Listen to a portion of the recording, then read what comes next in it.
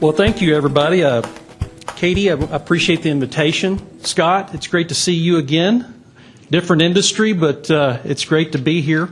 We've been through some of these discussions before on the beef cattle side, and I see Neil over here. He's healed up well. I am here today representing a big operation, 250,000 members. We estimate some 2.4 million horses are owned out there that are registered quarter horses. And so for me, I am here to try to learn something and avoid the great Yogi Berra's famous statement, "This looks like deja vu all over again."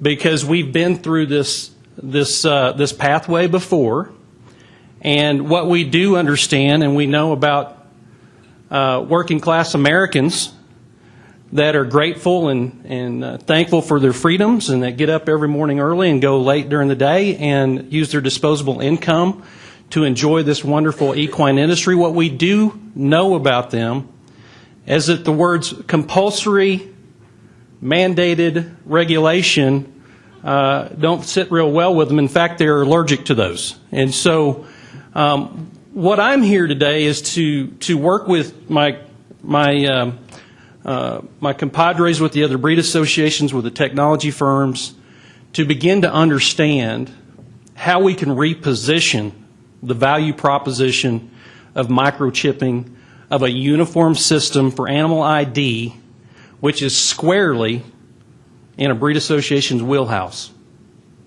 I mean, that is our main purpose, is to protect, to track, to identify the progeny and their lineage for a variety of reasons, from selection to performance.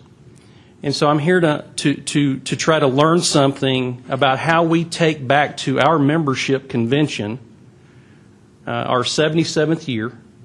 Our convention will be held in March in San Antonio.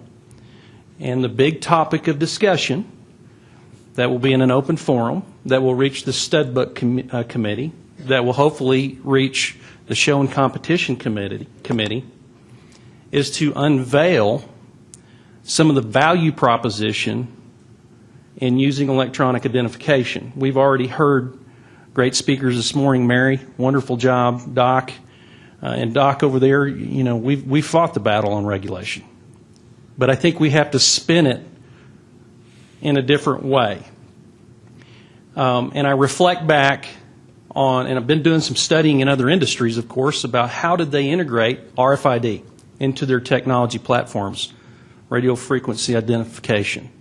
And in 2005, if you'll go back and Google Walmart RFID programming, you can read a case study about how Walmart brought in some of their key suppliers and mandated to them for a period of time, a case study, that they RFID every box, every SKU that comes through Walmart distribution in 2005.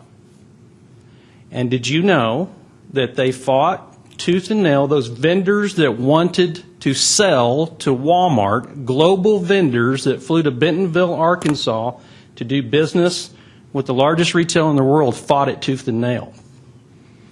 So that's our nature. Our nature is the black helicopters are hovering. Too much information in the wrong hands could be dangerous. But Walmart prevailed, and in 2007 or 8 or 9, they began to make it mandatory. Over that period of time of case study work, what was revealed to the vendors was not the food safety issue that was trying to be addressed or the wants and needs of Walmart. What was revealed to the vendors was the value to their companies. What was revealed to the vendors was what that information, that instantaneous big data, Summer, that they analyze every day, what it could do to the distribution chain, to reduce inefficiency, to create food safety traceability, to create real-time distribution, taking all of the waste out of their system. Vendors didn't have to maintain big inventories. Vendors knew exactly what they needed to produce and when it needed to be delivered. It drove cost out of their systems. It created more profitability opportunities for them because then they could plan better for seasonal growth. And so suddenly, the biggest fan of RFID technology became the vendors. And so today, Walmart, 100% of all of their vendors have RFID technology for all of their retail and food products. So what I'm interested in are the hurdles that Mary described that we're going to be facing in March. What I'm interested in is how once AQHA gets this 20th century database in a position of a 21st century SQL relational database that can be very powerful, what can we do with it? And if you think about the 15 or 18 different disciplines that quarter horses are competing in, and the points and the money earnings and the things that come into our shop, there's leverage points there and how we can manage that big data, but we can't manage that big data without that surefire, instantaneous identity, that consumer confidence that Summer mentioned, tying it back into our system, and then how do we convert that into a value, into content?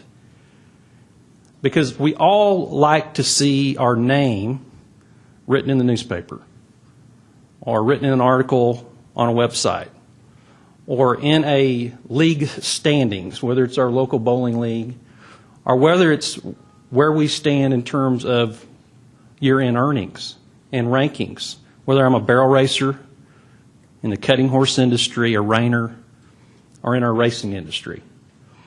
And can we then leverage that into a content package where we are instantaneously kicking results out? Now, suddenly that's a value. That's not a burden, and it's not big government looking over our shoulder. And so I do not have all the answers of where we're going to head, but I can assure you we will likely be talking to Mary and her team and hopefully asking her to come talk to our executive committee and our chair of our various committees so that we can see this pathway that they've started, and they're still struggling through it, and we're going to struggle through the same. But we're hopeful that that we can take advantage of what Steve Jobs invented in the iPhone. And if you could only imagine in 2007, if the federal government said every household has to buy an Apple iPhone because of this, this, this, and this, it had never got off the ground. It would have never gotten off the ground. What they did is they created valuable products that once the consumer discovered it, everybody wanted one. And so our challenge as breed associations and as a collective industry is try to find that sweet spot. And I'm hopeful that I'll learn something that I can take home to our constituency and tee up at our March convention. Thank you.